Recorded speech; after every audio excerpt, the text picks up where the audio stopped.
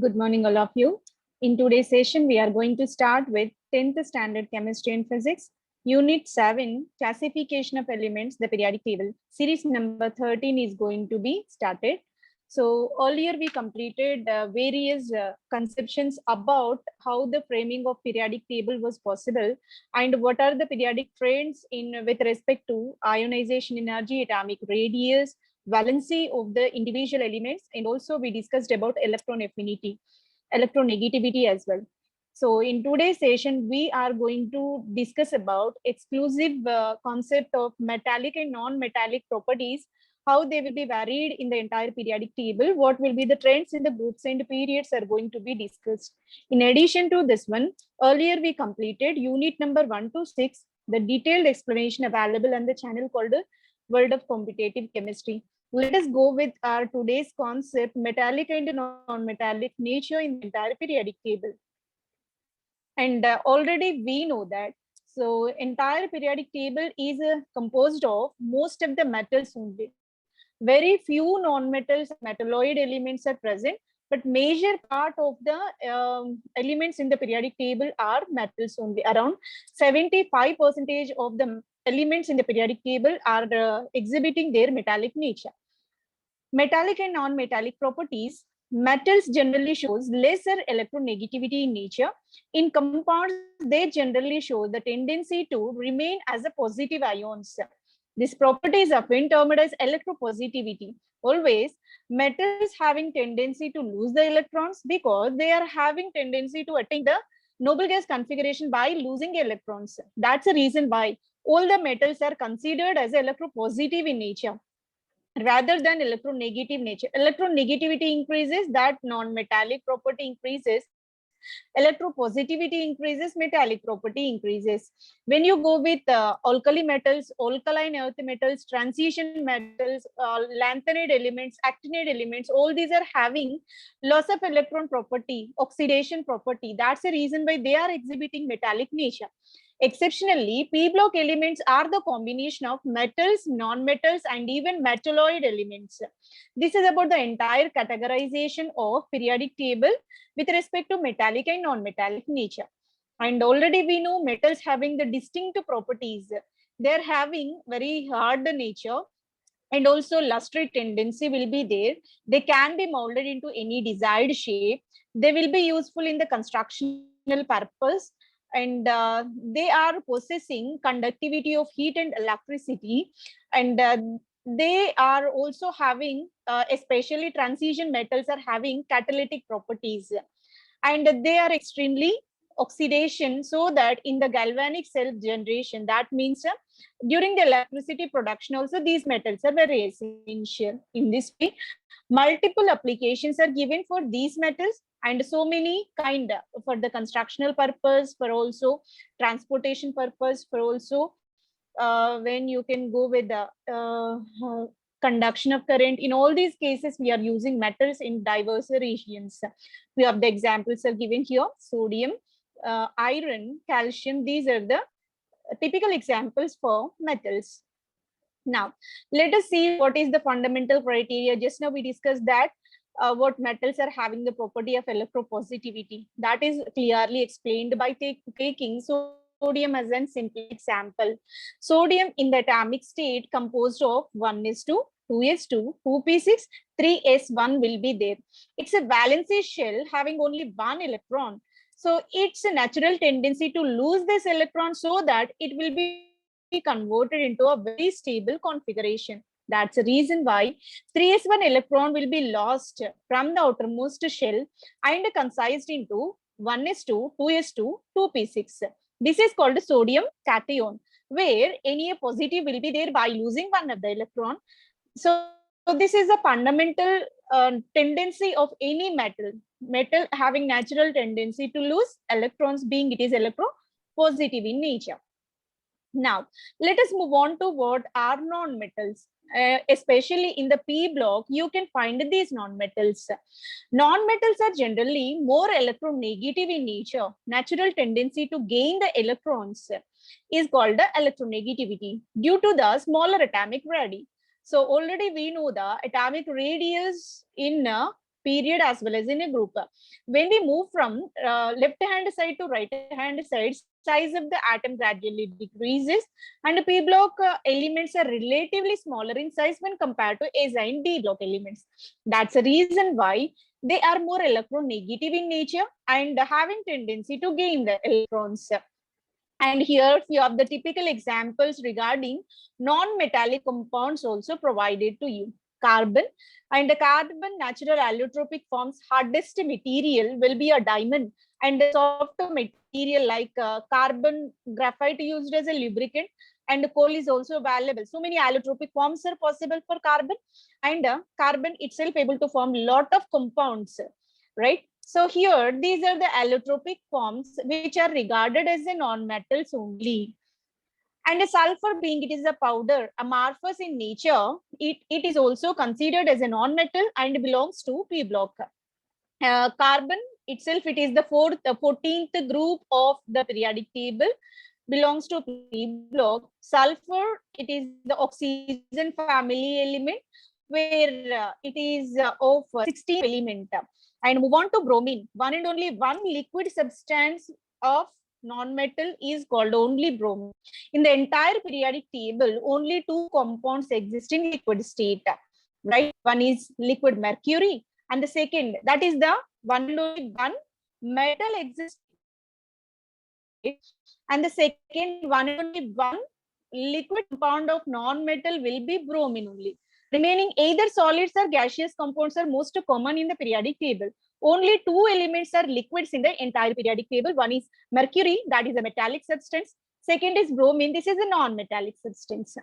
This is one and only one compound in the entire periodic table, being it is non-metal, exists in liquid state, right? And it belongs to halogen family. And next is about oxygen.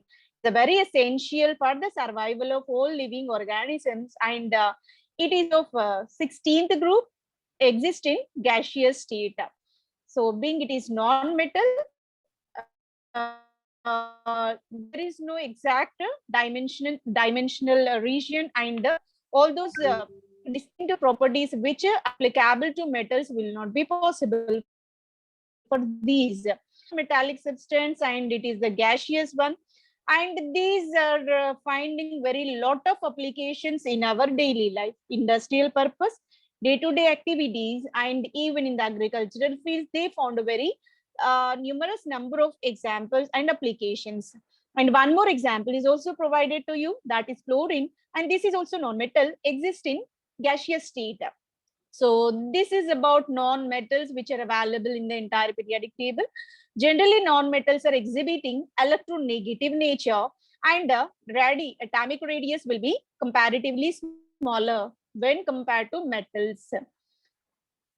So here is the typical example. Fluorine, highest electronegative element in the entire periodic table, composed of 1s2, 2s2, 2p5. Short of one electron is there. By gaining one more electron, it will be turned into a stable neon configuration. So natural strong tendency to gain the electron so that it turned into a stable neon configuration like a fluoride. 1s2, 2s2, 2p6. This is completely filled octet. That will impart the stability to this fluoride. So non-metals having natural tendency to gain the electron, that is denoted as a electronegative nature, right? Now we are going to find the properties of metallic and non-metallic nature when we are moving in a period. So let us examine third period. We are taking third period elements in the entire periodic table as a specimen, and it is composed of sodium, magnesium, aluminium, silicon, phosphorus, sulfur, and chlorine. These are the elements present in this third period. Now we are going to observe what will be the trends of metallic and non-metallic properties here. If you clearly observe, sodium alkali metal family, magnesium alkaline earth metal family. So both are clearly metals only. Aluminium, it is a kind of metalloid, and even silicon is a metalloid. Metalloid is nothing but there is a transition, a partially metallic characters, partially non-metallic characters imparted for these. Hence, these two are regarded as metalloids in nature. Move on to phosphorus, purely non-metal. Sulfur, again non-metal, amorphous substance. Chlorine is also non-metal. So, what can you observe in this? Here, the clear observation will be when we are moving from left to right hand side. Left side elements are purely metals. In between elements are metalloids, and the bottommost elements, that means the right hand side elements, are regarded as non-metals in nature. That means moving from left to right gradually, non-metallic nature increases. And if you are going from right to left hand side in the opposite direction, if you are forwarding, what happens? From P block to S block, gradually metallic nature get increases. Metallic nature get increases.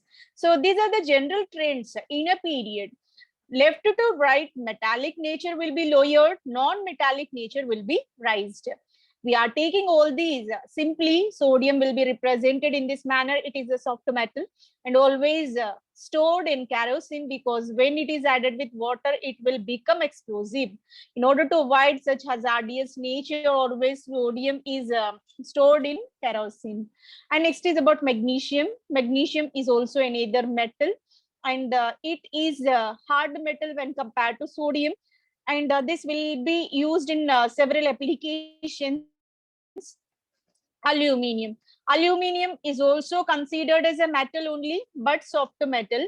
And mostly aluminium used in aluminium foils, aluminium utensils at household purpose, and also aluminium constructional purpose. Aluminium frameworks will be used. Aluminium pipelines can be used. So many wide applications you can find for aluminium, because aluminium, even though it is metal and lightest metal, that's the reason why in the aviation that fabric also made up of these aluminium frameworks. And next is about silicon. Silicon is regarded as a metalloid in nature, means partial metallic, partial non-metallic nature will be there. And silicon is a very important versatile material, especially in electronic gadgets, because this silicon, being it is a semiconductor, having strong tendency, when it is imbibed with any impurities, exceptional conductivity and storage of electricity is possible. That's the reason why silicon found a wide range of applications in the electronic gadgets. And next is about phosphorus. Phosphorus available in so many allotropic forms. Red phosphorus will be there, black phosphorus will be there, white phosphorus will be there. White phosphorus will be the most reactive. Even in our bones, we can find the calcium phosphate, that is white phosphate. Red phosphate is available in the matchsticks. And next is about sulfur. This is also a amorphous substance, and sulfur is very essential in the vulcanization process, especially. Rubbers get hardened by the blending of the sulfur, even though it is a non-metallic nature, but impart the strength to that rubber by the process called vulcanization. And next is our chlorine. So chlorine is a non-metal, and being it is available in the form of gas, otherwise it can be added with water, and it is a better disinfectant used in the cleansing of water. So these are the various materials present in the third period.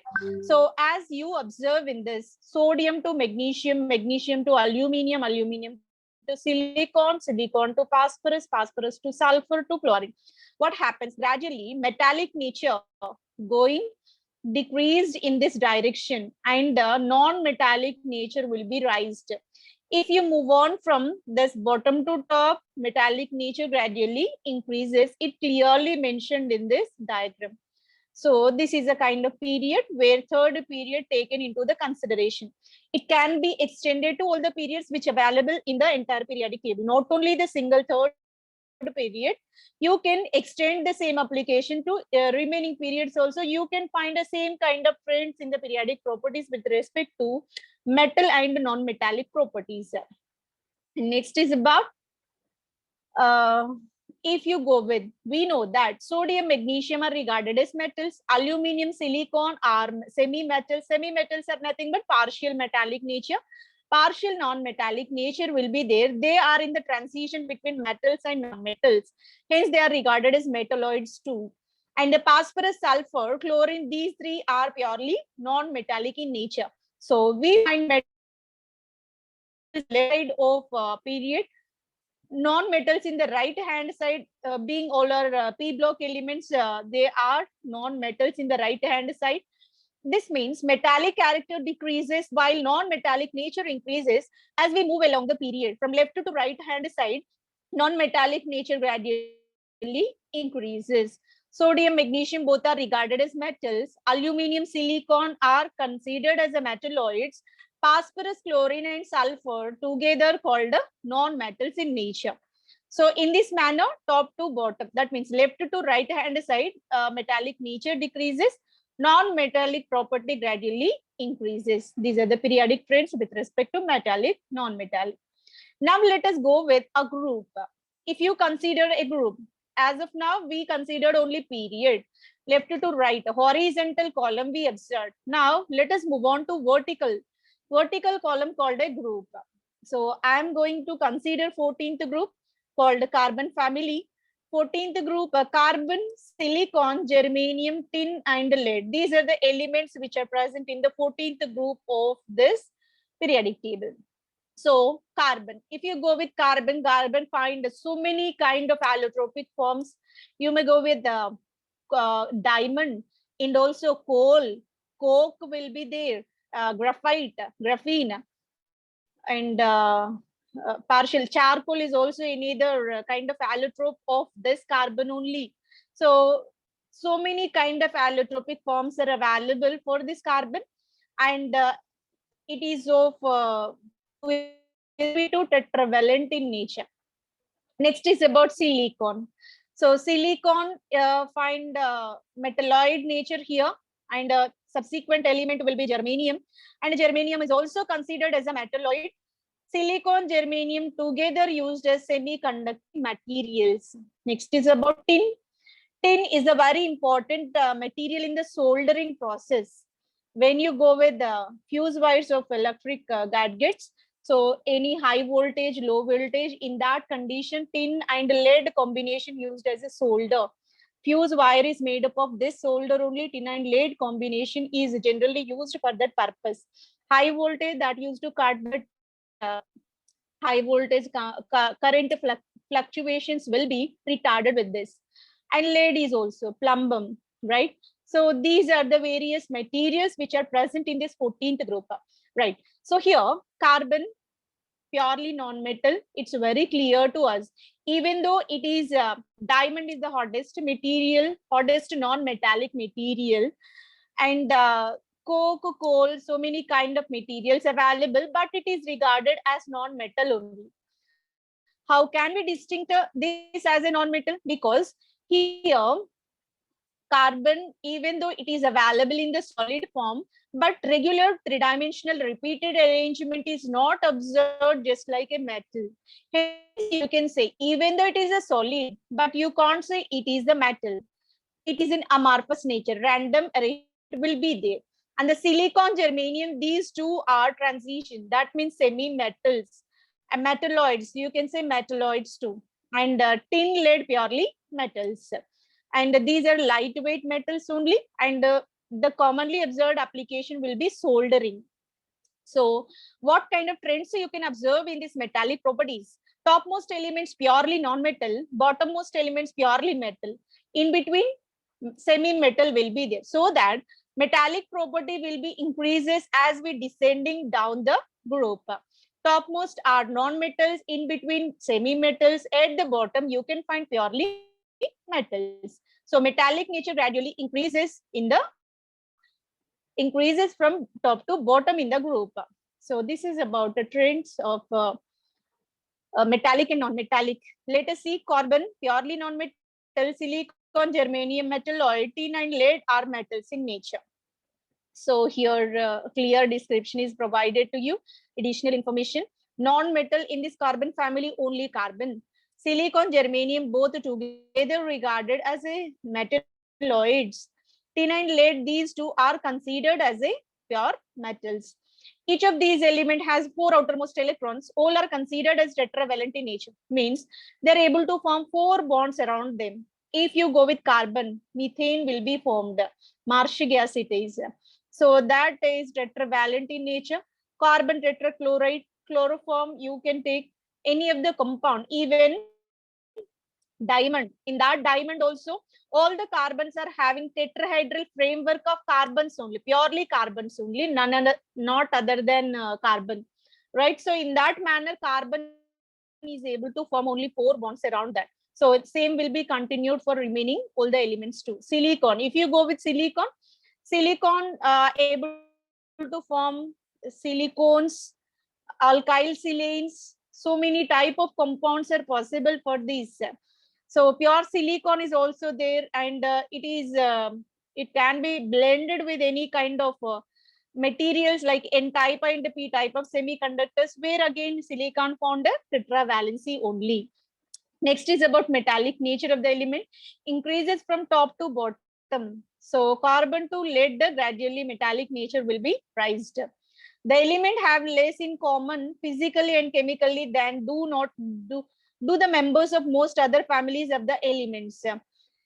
Yes, these are the elements which are used to find combined compounds with other group elements also. So carbon able to find bonds with the hydrogens. You can go with halogen family. So in halogen family also they are able to form bonds. Even with oxygen, you can go with a familiar example, carbon dioxide. So many type of combined compounds are available for all these. And next is about general metallic friends, metallic, non-metallic friends in the entire periodic table. If you move on from what we can say right to left hand side, metallic nature gradually increases. Most of the elements present in the modern periodic table are made up of metals only. And move on from left to right hand side in a slanting manner, there will be an increase in non-metallic nature. If you go top to bottom, what happens again? Metallic nature rises because the bottommost elements, even in the periodic, even in the P block, also considered metals only, right? So that's the reason why it should be in a slanting manner, moving towards the top of this P block. Then only you can say non-metallic nature increases, right? So metallic nature will be raised from right to left hand side, and bottommost elements are more metallic in nature. Cesium is more metallic in nature, right? So and another properties, in addition to metallic, non-metallic, you can observe another periodic trends also. In the period, ionization enthalpy values will be increased from left to right hand side. Even the same trend will be followed by the electron affinity. Electron affinity value is also very high for elements of non-metals only. Moving from left to right hand side, ionization enthalpy values also rises. When you move from top to bottom in a group, atomic radius gradually increases. Hydrogen is the smallest, cesium is the largest. And electron affinity values will be higher for topmost elements, and bottommost elements found the least electron affinity values. And the same trend will be followed for even ionization energy too. Atomic radius will be increased moving from P block to S block, means right to left hand side, atomic radius also rises. These are the general trends of periodic properties in the entire periodic table. And a clear vision of the entire periodic table is given to you. Just let us have a glance on this entire modern periodic table. Hydrogen is a non-metal which is indicated with gray color, and all these orange color materials are regarded as alkali metals. S block alkali metals, and beryllium to radon, these are regarded as a second group elements called alkaline earth metals. And scandium to copper are called transition metals.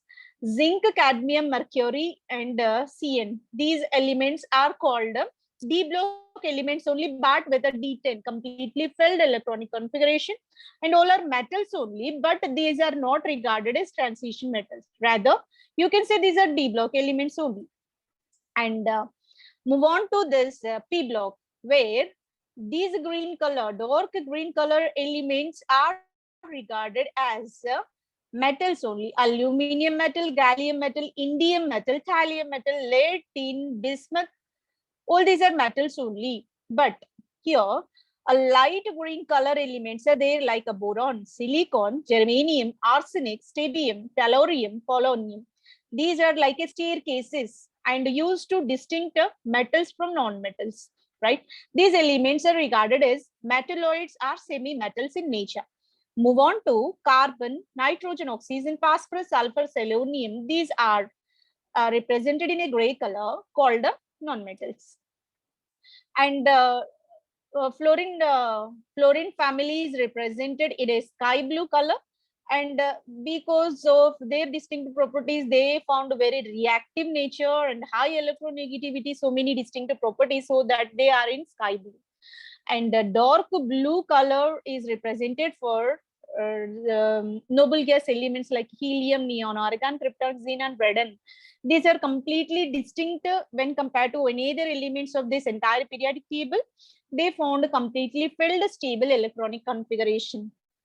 And lanthanum, cerium, praseodymium, neodymium, promethium, samarium, europium, gadolinium, terbium, dysprosium, holmium, erbium, terbium, ytterbium, lutetium. These are the elements called lanthanides. All these are also regarded as metals but radioactive in nature. And next is about actinides. Actinides are indicated with double asterisk lines because these are more radioactive in nature.